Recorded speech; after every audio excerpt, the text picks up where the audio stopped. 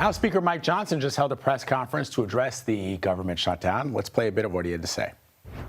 But in this scenario, what they have to do is make very difficult decisions. Most of the responsibility falls to Russ Vought. He's the director of the Office of Management and Budget, as you know. Whomever is seated in the chair at OMB during a shutdown has to do the same thing.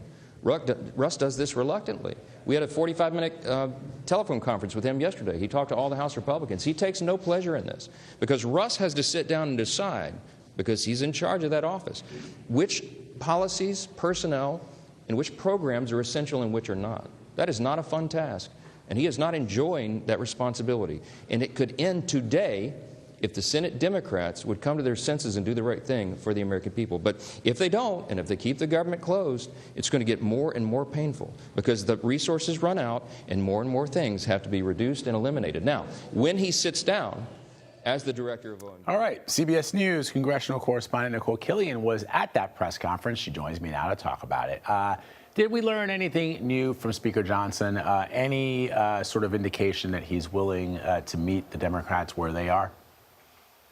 Well, what he said and what he told us is that, he has nothing to negotiate. So even if Democrats say that they want Republicans to come to the table, he said, I don't have anything for them because, to his point, what we have put on the table and what we passed in my chamber was this clean, continuing resolution to fund the government for the next 7 weeks. No poison pills, no policy riders, no gotcha things in there, just a simple extension of government funding. So his point is, why would I sit down where there, I don't really have anything to negotiate at this point. What you heard him responding to there, though, was a question about whether the president has constitutional authority, basically, to enact these potential mass layoffs, which the Office of Management and Budget has threatened. Furthermore, we have seen the administration also hold or withhold funding for certain projects, in some cases climate projects, some $8 billion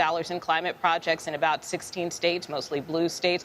We also saw the Transportation Department put an $18 billion hold on funding for infrastructure projects in New York City, which happened to be the home of Democratic leaders Chuck Schumer and Hakeem Jeffries. So what he said is, by Democrats not working with Republicans to extend government funding, in essence, they're handing the president the keys to the kingdom, to use the speaker's words.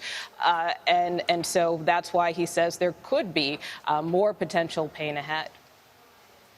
All right, Nikole Killion reporting from the Hill for us. Nikole, thank you very much.